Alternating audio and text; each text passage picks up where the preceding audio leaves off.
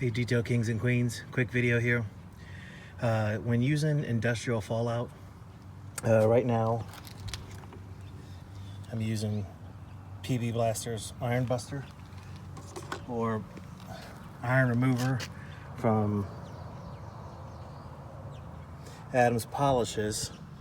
The rear of the vehicle is always the worst. That's where you want to focus all your time.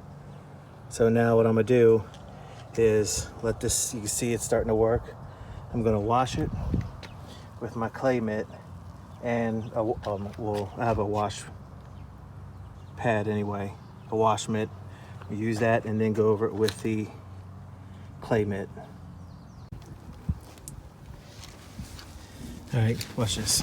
So you can see there's still some fallout left behind, but it's been weakened. So we're gonna get this all washed up. Check this out, listen to this.